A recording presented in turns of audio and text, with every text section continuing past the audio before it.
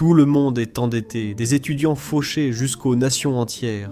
Mais toutes les dettes ne se valent pas. Certains pays empruntent pour se développer, d'autres sans dette, simplement pour garder les lumières allumées. Avec l'inflation et la hausse rapide des taux d'intérêt, les dettes mondiales s'accumulent plus vite que jamais. Alors, qui a le plus abusé de la carte de crédit de l'entreprise? Et que se passe-t-il quand il faut payer l'addition? Aujourd'hui, dans des Infographics Show, nous révélons les plus grands détenteurs de dettes au monde. Commençons par le Japon. Pays connu pour son sérieux et son travail, ils ont laissé leurs problèmes de dette empirer. La dette publique dépasse actuellement 230% du produit intérieur brut. C'est le deuxième ratio le plus élevé au monde et le premier parmi les économies avancées. Pourquoi? Eh bien, comme la plupart d'entre nous, c'est à cause de choix financiers discutables, et en partie à cause de la crise démographique du Japon. Le pays est confronté à un problème auquel la plupart des économies avancées font face en ce moment. Un taux de natalité en chute libre. Le taux de natalité du pays est passé sous le seuil de renouvellement de 2,1 enfants par femme dès le milieu des années 1970. La population vieillit de plus en plus, avec une espérance de vie parmi les plus élevées au monde, à 84 ans. Cela a rendu beaucoup de gens dépendants de la sécurité sociale, et ils n'ont à blâmer que leur alimentation saine et leur mode de vie. En 2001, 18,4% de la population avait plus de 65 ans contre 30,2% en 2024. Ce chiffre atteindra 36,7% en 2045, soit près de 2/5 de la population. En raison d'une population en âge de travailler relativement faible et de lois sur l'immigration strictes, il n'y a tout simplement pas assez de personnes actives pour soutenir la génération plus âgée. Cela signifie que le déficit de la sécurité sociale a presque doublé, passant de 41% du produit intérieur brut en 1998 à 94% en 2011. Le mode de financement de la sécurité sociale par le Japon a aussi posé problème. Le Japon possède d'importantes réserves de sécurité sociale, ayant augmenté de 36% du produit intérieur brut en 1997 à 60% en 2023. Au lieu d'utiliser ces réserves pour la sécurité sociale, ils émettent des obligations. Pourquoi? S'ils utilisaient les réserves, ils risqueraient de les épuiser vite.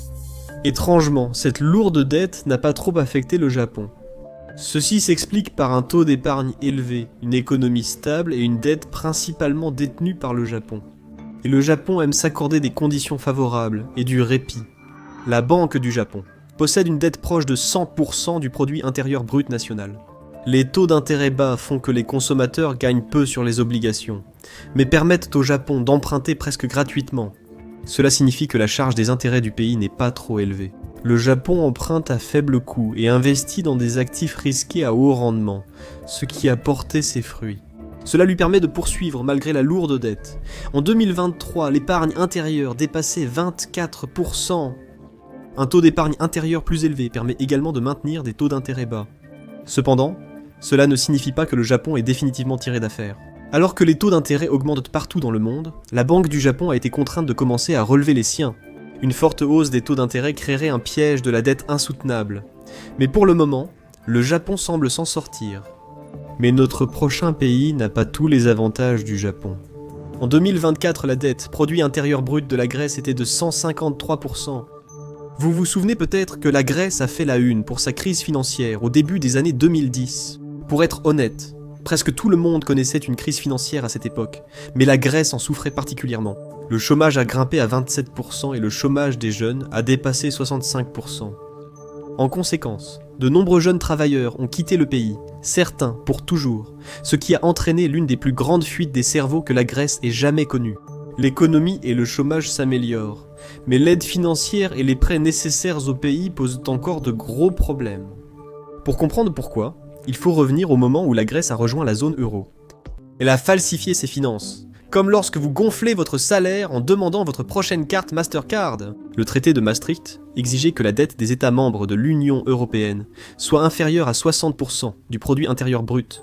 Donc la Grèce a commodément oublié de mentionner que son déficit dépassait 3% et que sa dette dépassait 100% du produit intérieur brut. Bien sûr, la Grèce n'a pas fait toutes ses manœuvres financières toute seule.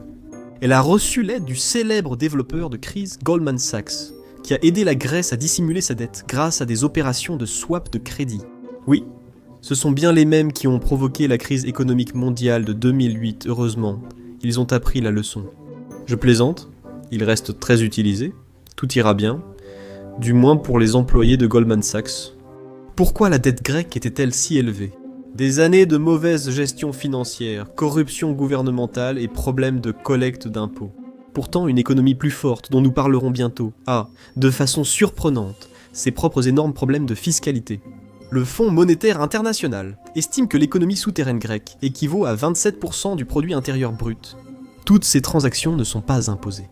La moyenne pour les autres pays riches est de 20% du produit intérieur brut. Cela signifie que la Grèce a manqué de taxer plus d'1 € sur 4. Pour y remédier, la Grèce impose des taux élevés jusqu'à 44% pour les hauts revenus, ce qui pousse davantage de personnes à faible salaire à éviter l'impôt. Il est difficile de savoir combien d'impôts la Grèce n'a pas collecté, mais les institutions financières estiment une perte annuelle d'environ 31 milliards de dollars. En 2004, le pays endetté a accueilli les Jeux Olympiques, un événement réputé bon marché et discret. Ils ont dépensé 116 milliards de dollars supplémentaires pour organiser l'événement. Et cela a fait grimper le ratio dette, produit intérieur brut, à 1106%, ce qui a poussé la Commission européenne à commencer à surveiller ses finances. Et ils n'ont pas aimé ce qu'ils ont vu. Quelques années plus tard, la crise économique mondiale a provoqué l'effondrement de l'économie grecque et fait grimper sa dette à 180% du produit intérieur brut en 2017. La Grèce s'est beaucoup serré la ceinture pour rembourser. Cela a souvent suscité un tollé, la population subissant de faibles pensions, moins d'aide et des problèmes avec le rapport salaire-coût de la vie. Le gouvernement affirme désormais pouvoir rembourser intégralement ses prêts du premier plan de sauvetage d'ici 2031, soit 10 ans plus tôt.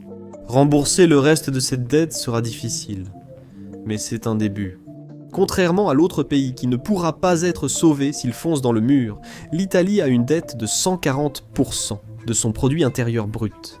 La faible croissance du pays aggrave la situation, tandis que la dette élevée freine aussi son potentiel économique. Le problème avec l'Italie, c'est que c'est un pays du G7, une grande économie européenne, contrairement à des pays comme la Grèce ou le Portugal. Un effondrement de la dette italienne ne pourra pas être renfloué. En 2022, la dette publique atteignait 25 000 milliards d'euros, alors que celle de la Grèce est d'environ 400 milliards. Alors pourquoi l'Italie a-t-elle autant de dettes ?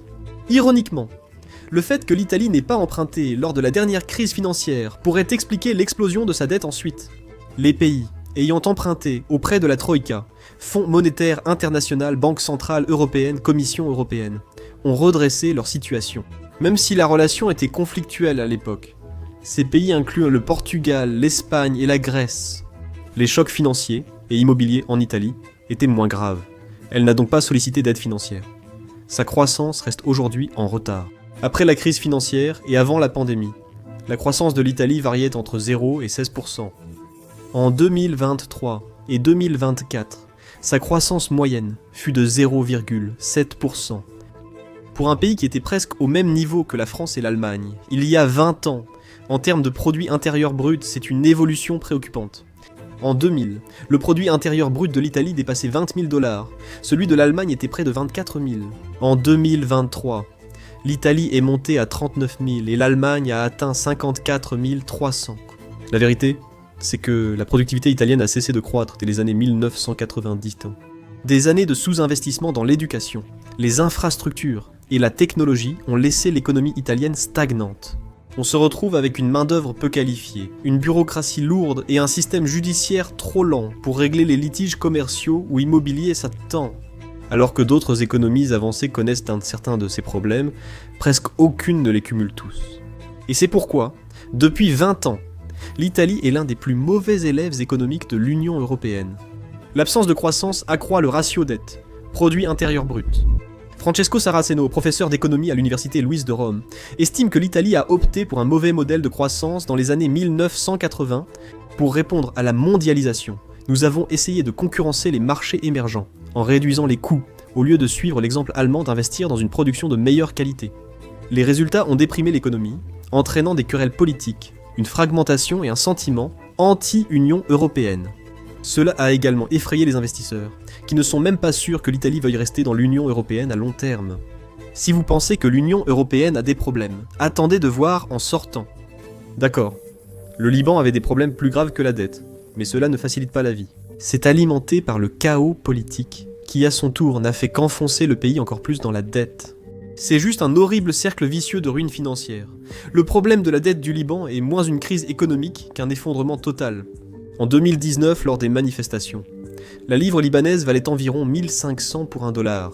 En 2022, elle est tombée à près de 30 000, perdant 95% de sa valeur. Le 55 à 20 milliards de dollars entre 2018 et 2023. À mesure que l'économie s'est effondrée, la pauvreté a explosé, passant d'environ 12% en 2012 à 73% en 2024. Il ne s'agit pas uniquement de faibles revenus. Ces familles y manquent de choses essentielles comme les soins de santé, l'éducation, l'électricité, la nourriture, ou parfois tout cela à la fois. En moins d'une décennie, le Liban est passé d'un pays à revenu intermédiaire à un pays pauvre. La cause immédiate de l'effondrement a été l'état d'urgence économique déclaré en septembre 2019. Cela a mené à la mise en place de taxes sévères, dont la fameuse taxe WhatsApp, et des manifestations massives. Dès octobre 2019, des Libanais de toute confession, opinion et origine se sont unis, excédés par leur gouvernement. Plus de 100 incendies de forêt se sont propagés à travers le Liban en même temps, causant des ravages massifs. La crise trouve son origine en 1997, lorsque le Liban a aligné sa monnaie sur le dollar, ce qui a d'abord fonctionné. Le pays avait un besoin urgent de stabilité après 15 ans de guerre civile ayant plongé sa monnaie dans le chaos. Mais cette solution a eu des coûts à long terme. Être lié à une monnaie forte a ruiné son marché d'exportation, inondé le pays de produits importés bon marché et détruit son industrie. Passant de 24% du produit intérieur brut en 1997 à 14% en 2016, le ratio dette, produit intérieur brut, atteint aujourd'hui 195%, avec un système financier qualifié par certains économistes de chaînes de Ponzi réglementées nationalement. Et même si c'est en réalité une amélioration par rapport aux chiffres stupéfiants de 357% enregistrés en 2021, cela reste un désastre financier selon tous les critères. Mais la situation au Liban semble être une promenade de santé. Comparée au Soudan, qui porte des dettes écrasantes à hauteur de 272% de son produit intérieur brut, ce qui en fait le pays le plus endetté du monde. Sans surprise, la guerre civile violente en cours n'a rien arrangé. Comme d'autres anciennes colonies, les problèmes du Soudan ont débuté dans les années 1970, avec des crédits faciles et des prêts importants des grandes puissances et banques internationales, qui ont fini par devoir être remboursés.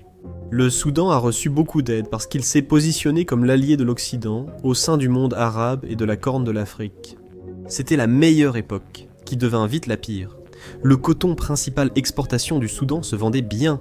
Les institutions prospéraient, grâce à la hausse du pétrole, et les banques privées accordaient en des prêts, comme s'il n'y avait pas de lendemain. Mais il est arrivé, et cette générosité n'a pas duré. Une grave inondation a frappé le Soudan en 1978, détruisant les récoltes et les biens. Ensuite, les taux d'intérêt américains ont grimpé en flèche. Rembourser la dette est soudain devenu impossible. Le Fonds monétaire international. La Banque mondiale et d'autres ont ensuite imposé austérité et privatisation à de nombreuses économies en développement. En d'autres termes, des programmes d'ajustement structurel. Beaucoup d'économistes considèrent cela aujourd'hui comme un échec, tout comme les nouveaux prêts. Quelle excellente idée! Ces mesures n'ont fait que ruiner les économies et augmenter le chômage, la pauvreté et l'inflation. Et en plus, elles les ont laissés avec des montagnes de dettes. Les mesures d'austérité ont alors rendu le président Jafar Nimyari très impopulaire. Les gouvernements se sont enchaînés, comme si le Soudan pratiquait le speed dating politique.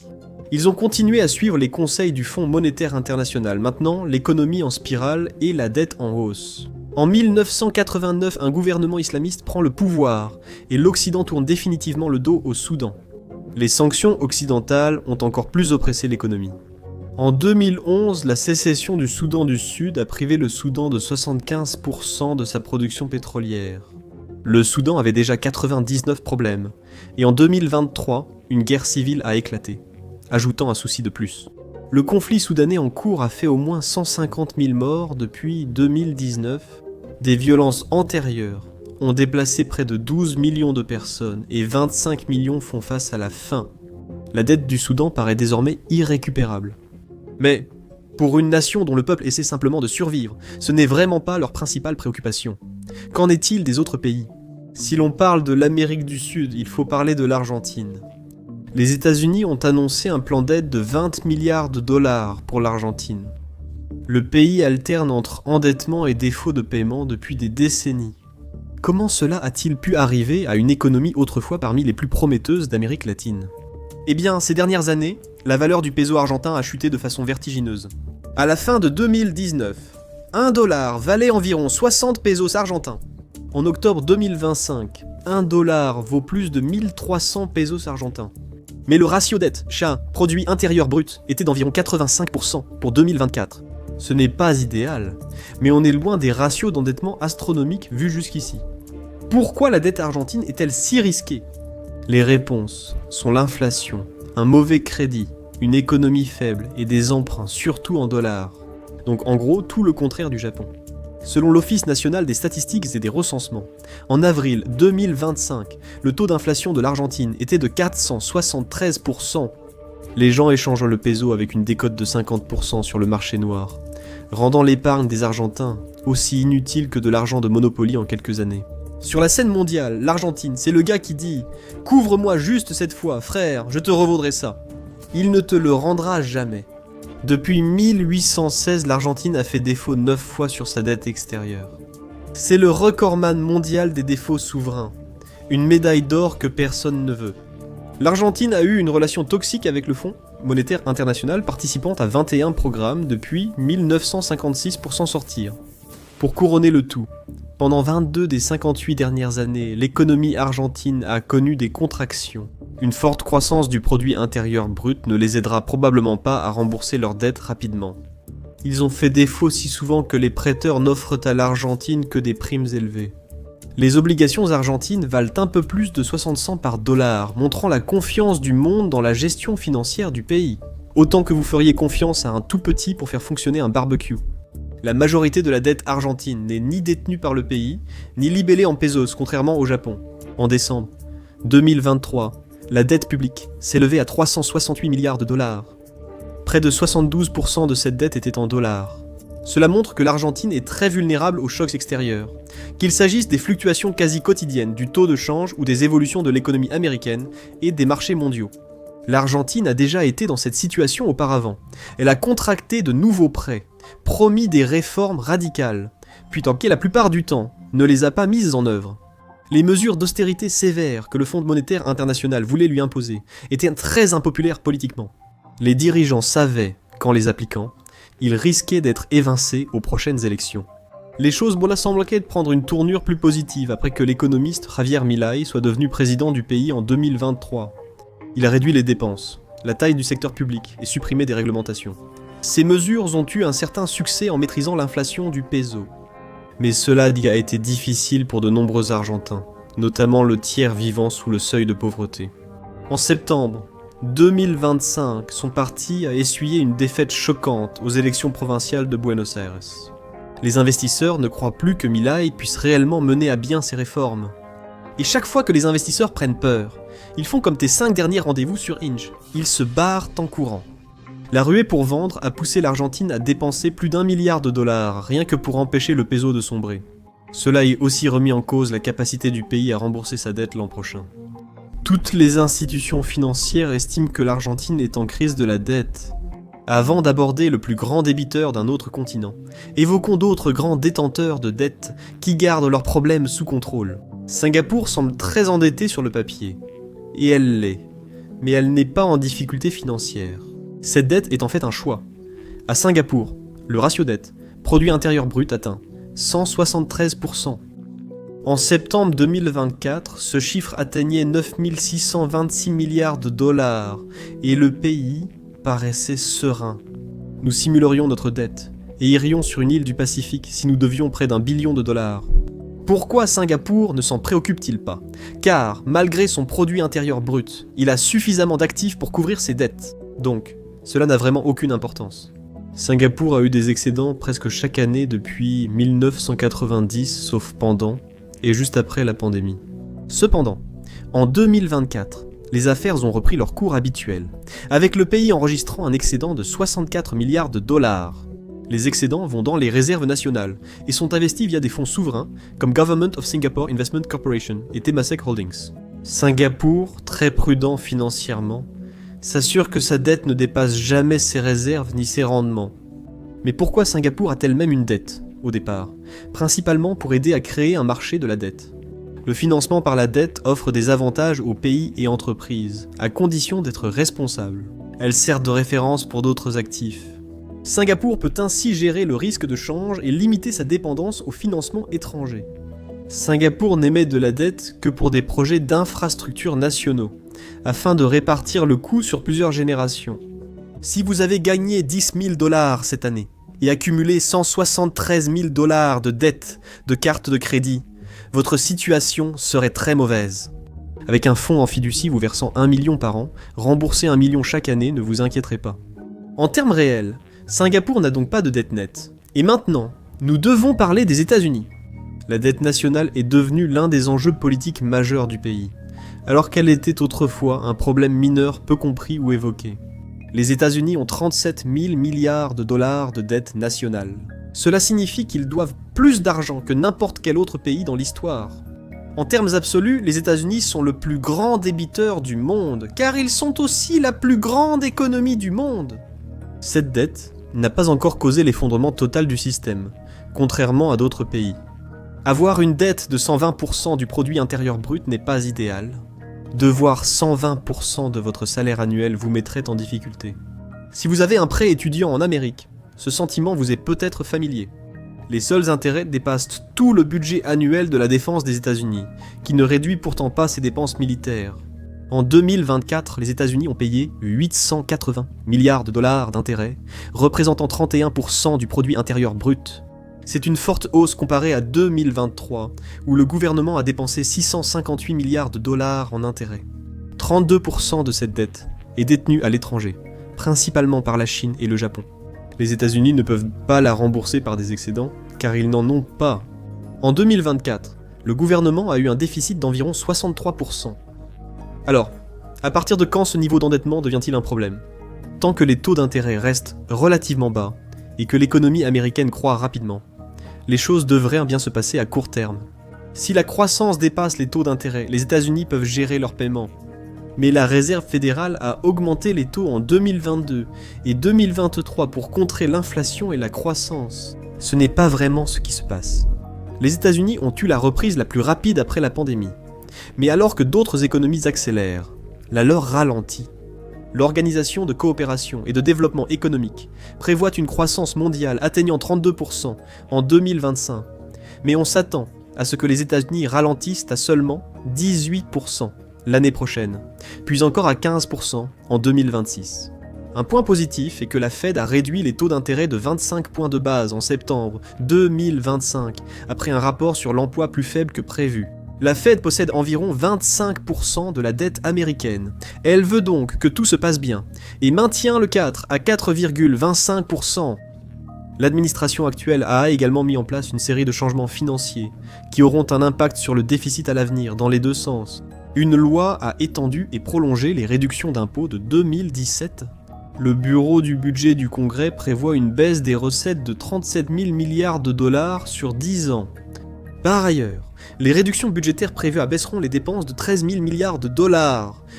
Le programme DOGE, visant à rendre le gouvernement plus efficace, a réduit les dépenses de moins de 200 milliards de dollars. Les nouveaux tarifs ont déjà généré 122 milliards de dollars en 6 mois, augmentant ainsi les recettes. Mais il y a un hic. Les tarifs douaniers ralentissent l'activité économique, réduisent les dépenses des consommateurs et peuvent rogner les bénéfices des entreprises. Malgré ces recettes et les dépenses, les États-Unis devraient encore accroître leur déficit de plusieurs milliards dans les prochaines années, au-delà des réductions prévues. Le Soudan a la plus forte charge de dette proportionnelle, tandis que les États-Unis possèdent la dette totale la plus élevée. Aucun de ces titres n'est souhaitable pour un pays. Certains pays croulent sous la dette, mais si la principale économie chute, le monde entier en souffre. Regardez, et si l'économie américaine s'effondrait? Pour voir à quelle vitesse tout pourrait s'écrouler, ou cliquez plutôt sur cette vidéo.